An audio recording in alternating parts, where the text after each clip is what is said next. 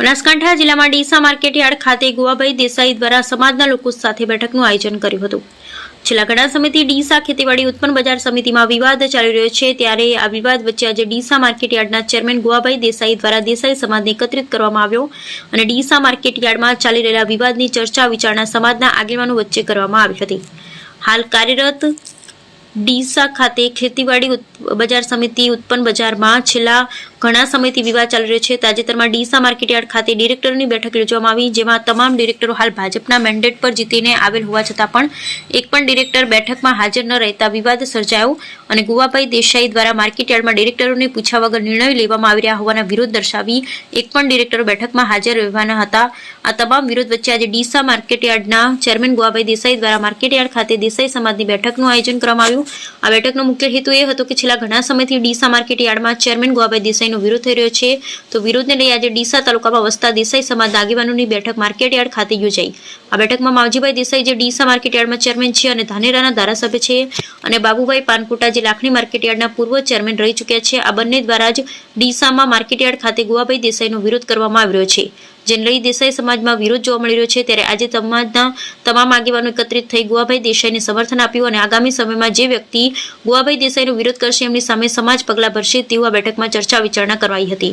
આ અંગે ડીસા માર્કેટયાર્ડના ચેરમેન ગુવાભાઈ દેસાઈએ જણાવ્યું કે ડીસા માર્કેટયાર્ડના પૂર્વ ચેરમેન અને ધાનેરાના ધારાસભ્ય માવજીભાઈ દેસાઈ અને લાખણી માર્કેટયાર્ડના પૂર્વ ચેરમેન બાબુભાઈ પાનકોટા દ્વારા તમામ ડિરેક્ટરોને બેઠકમાં ન જવા માટે જણાવવામાં આવ્યું। બીજી તરફ ડીસા માર્કેટયાર્ડમાં જે નવી ગાડીની ખરીદી કરવામાં આવી હતી તેની બેઠકમાં સર્વાનુમતે ઠરાવ કરી ખરીદી કરવામાં આવી હતી અને જે ભીલડી ખાતે મકાનની વાત હતી તે પણ માત્ર મુદ્દો બનાવવામાં આવ્યો છે। આમ ચેરમેન ગુવાભાઈ દેસાઈ આજે સમાજને સાથે રાખી બેઠકમાં તમામ વિરોધનો કાયમી અંત આવે તે માટે બેઠકનું આયોજન કર્યું। છેલ્લા ઘણા સમયથી માર્કેટયાર્ડમાં ચેરમેન ગુવાભાઈ દેસાઈના ડિરેક્ટરો દ્વારા વિરોધ કરવામાં આવી રહ્યો છે। ડીસા માર્કેટયાર્ડમાં હાલ મોટાભાગે જે ડિરેક્ટરો છે તે ભાજપના મેન્ડેટ પર જીતીને આવેલા અને તમામ મોટાભાગના દેસાઈ સમાજમાંથી ડિરેક્ટરો ચૂંટાઈને આવે છે, પરંતુ ડીસા માર્કેટયાર્ડમાં ચેરમેન પદે દેસાઈ સમાજમાંથી ગુવાભાઈ દેસાઈ હોવા છતાં પણ ડિરેક્ટરો તેમનો વિરોધ દર્શાવી રહ્યા છે। ત્યારે આજે ડીસા માર્કેટયાર્ડ ખાતે ગુવાભાઈ દેસાઈ દ્વારા સમાજના લોકો સાથે બેઠકનું આયોજન કર્યું। બેઠકમાં સમાજના આગેવાનોએ ગુવાભાઈ દેસાઈને સમર્થન આપ્યું અને જે પણ સમાજના લોકો ગુવાભાઈ દેસાઈનો વિરોધ કરશે તેની સામે સમાજ દ્વારા પગલાં લેવામાં આવશે તેવું સમાજના આગેવાનોએ જણાવ્યું। Bureau report Ramjibhai Rayguru, Kankrej, Banaskantha. આજે ખાસ કરીને તો સમાજને મળાયું નહોતું ચૂંટણી પછી, એટલે સમાજને બધાને બોલાયા હતા કે ભાઈ આપણે લોકસભાની ચૂંટણી હવે આગામી તાલુકા પંચાયત, જિલ્લા પંચાયતનું ઇલેક્શન આવે છે, પેટા ચૂંટણી આવે છે, તો બધે આપણે સાથે રહીને કામ કરવાનું છે, ભારતીય જનતા પાર્ટીને મજબૂત કરવાની છે।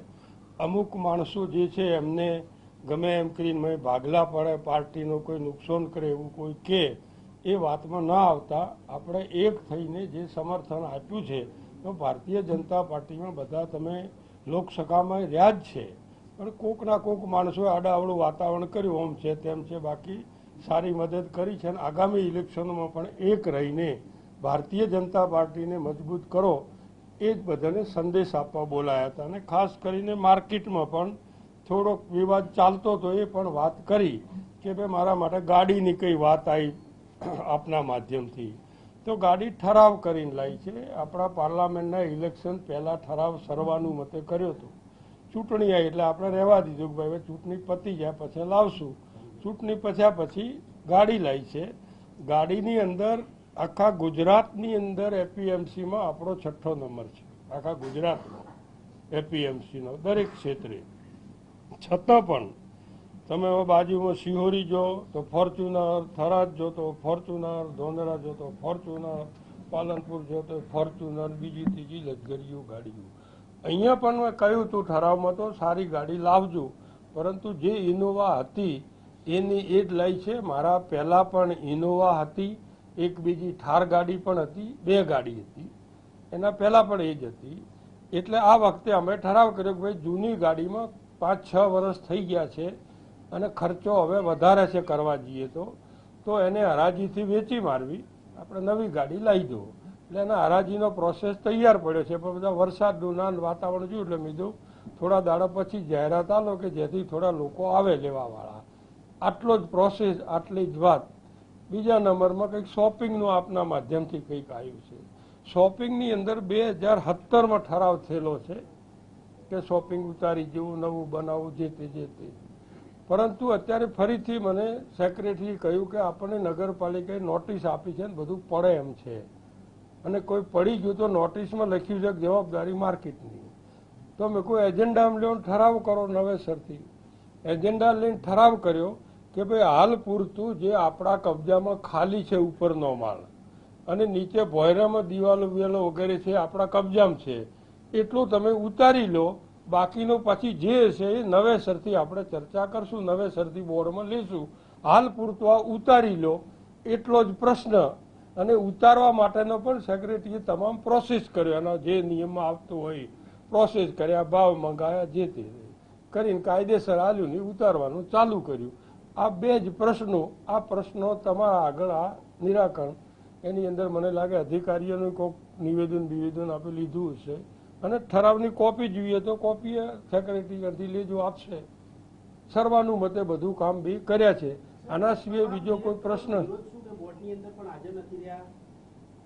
હવે એ તો વિરોધ શું છે એ તો કે તો ખબર પડે. આ બે મુદ્દા હતા મેં વાત કરી, એમાં બધા જ ભારતીય જનતા પાર્ટીના મેન્ડેટ પર હું ને એ બધા જ મેન્ડેટ પર છીએ. પાર્ટીના આદેશથી ડિરેક્ટર ચૂંટણા છે. હું નહોતો તો પછી હું પાર્ટીમાં સર્વસંમતિથી સમાજના બધા ટેકેદારોના સંમતિથી અંદર આવ્યો અને પાર્ટીએ કહ્યું, કારણ કે માવજીભાઈ 2 ટર્મ રહેલા હતા એટલે ચેરમેન ન થઈ શકે, હું હોય તો હું ન રહી શકું. નવા કાયદામાં 2 ટર્મ ચેરમેન રહ્યા હોય, ત્રીજી ટર્મ ન રહી શકે. એટલે પાર્ટી કહ્યું કે તમે આ જવાબદારી સંભાળો. તો એ હું જવાબદારી સંભાળું. બધા મેમ્બરો બીજા બધા જ કોઈ દાડો કોઈ વિવાદ મગજમારી થયો નથી. હવે બાબુભાઈને માવજીભાઈને કોઈ તકલીફ હોય અને મેમ્બરોને બોલાય ના પાડ્યો હોય એવા મને સમાચાર મળ્યા કે એમણે ના પાડ્યો કે મિટિંગમાં ન જતા. મેં મિટિંગ મોકૂફ રાખી, મારે થોડું બહાર જવાનું હતું એટલે મેં આવીને પછી ફોન કર્યો સેક્રેટરી, તું ભાઈ બધાને કહી દો આજની મિટિંગ મોકૂફ. અને એ સભ્યોએ એને પૂછ્યું હતું કે એ બે ના પાડ્યો છે. અમુક સભ્યોએ વાત કરી કે એમણે ના પાડ્યો છે. કીધું કંઈ વાંધો નહીં, આપણે તો પાર્ટીના માણસો છીએ, બધા પાર્ટીના આદેશથી બેઠા છીએ. અહીંયા ખેડૂતની સંસ્થા છે, ખેડૂતનું ક્યાંય અહિત ન થાય, માર્કેટને ક્યાંય નુકસાન ન થાય અને પાર્ટીને ક્યાંય પણ લૂછણ ન લાગે એ જવાબદારી આપણા સૌની છે ને વિશેષ મારી છે. એટલામાં આપણે આપણા બધા એ રીતે સારું કામ કરો. સાહેબ, આજે સમાજ સાથેની બેઠક બાદ એપીએમસી ને લઈને કોઈ નિર્ણય લેવામાં આવ્યો હોય તેવું કંઈ? ના, એપીએમસીમાં તો નિર્ણય કોઈ લીધો નથી. સમાજને વાત કરી કે ભાઈ તમે બધે સંમતિથી જોડાયા હતા, સંમતિથી છો, રહેશો. આગામી ઇલેક્શનમાં તમે બધા સાથે રહેવાના હો તો, ન રહેવાના હો તો મારે કોઈ રહેવું નથી. તમે બધા સમાજ આખો છે, મારા સમર્થકો છે, સમાજ છે, એ બધા હાથે રહો. તો હું એકલો શું કરો એટલે એકે અવાજે કીધું કે અમે પાર્ટી સાથે છીએ. આગામી ઇલેક્શનોની અંદર પણ સમગ્ર જિલ્લો તમારી સાથે છે અને પાર્ટીને, ભારતીય જનતા પાર્ટીને મજબૂત કરવા માટે પૂરેપૂરી અમારી તાકાતથી સમર્થન કરશું. સાહેબ, સી.આર. પાટીલ સાહેબના મેન્ડેટથી આપ ચેરમેન બન્યા છો અને એ મેન્ડેટ અમલમાં છે પાર્ટીમાં. આ મેન્ડેટની અવગણના થઈ હતી જે તે ડિરેક્ટરો ગેરહાજર છે. જિલ્લા સંગઠન, પ્રદેશ સંગઠનમાં આપે આ મતલબની કોઈ ફરિયાદ કરી છે? ના, ફરિયાદ નથી કરી. આપના માધ્યમથી બધાને જાણ થઈ છે, આપના મિત્રોના માધ્યમથી, કોઈ છાપામાં, મીડિયામાંથી બધી અમને જાણ થઈ છે. આજે જે માર્કેટનો પાછલા કેટલાક દિવસથી જે વિવાદ ચાલે છે એને લઈને સમાજના આગેવાન, પૂર્વ ધારાસભ્ય અને હાલના ચેરમેન માનનીય ગોવાભાઈ સાહેબના સમર્થનમાં આજે સમાજના અમે બધા આવ્યા હતા. જે પાછળ એમની 4-5 દિવસથી જે વિવાદ ચાલે છે, જે આક્ષેપો થયા, એના મુદ્દે સાહેબે પણ કેટલીક સ્પષ્ટતા કરવાની હતી અને સમાજ પણ સાચું જાણે એના માટે કરીને અમે બધા આજે અહીંયા આવ્યા છીએ એમના સમર્થનમાં, ભારતીય જનતા પાર્ટીના અને સાહેબના સમર્થનમાં. બાબુભાઈનો આક્ષેપ છે કે હજી સુધી ગોવાભાઈ દેસાઈ ભાજપમાં સેટ નથી થઈ શકે. તમે વર્ષોથી ભાજપ સાથે જોડાયેલા, હા, તમારું શું માનવું છે? નહીં, એ કહેવાનો અધિકાર બાબુલાલને એટલે નહીં. બાબુલાલે પૂરા સેટ નહીં થયા. અને જો સાહેબ આયાતી હોય ગોવાભાઈ, તો બાબુલાલ પણ આયાતી છે, મૂળ ભાજપી નથી. અને ભાજપમાં આવ્યા પછી પણ કંઈ જાજુ પાર્ટીને એમણે હાલ દીધું એવું નહીં. પાર્ટીએ એમને ઘણું બધું આપ્યું છે. એટલે કમસે કમ બાબુલાલને તો સાહેબ ભાજપમાં સેટ થયા નથી થયા કહેવાનો એમને અધિકાર નથી જ. બીજું, આજ સાહેબના એજન્ટ તરીકે, માણસ તરીકે વર્ષો સુધી બાબુલાલે કામ કર્યું છે, તો એટલા વર્ષ કેમ સેટ થયા? એટલે વ્યક્તિગત એમને સેટ ના થયા હોય અને પાર્ટીમાં શું સેટ થવાનું હોય? સાહેબે ગત લોકસભામાં જમીન આસમાન એક કરીને મહેનત કરી પાર્ટી માટે, સમાજે વોટ પણ આપ્યા એમના કહેવાથી. એટલે સેટ જ છે સાહેબ.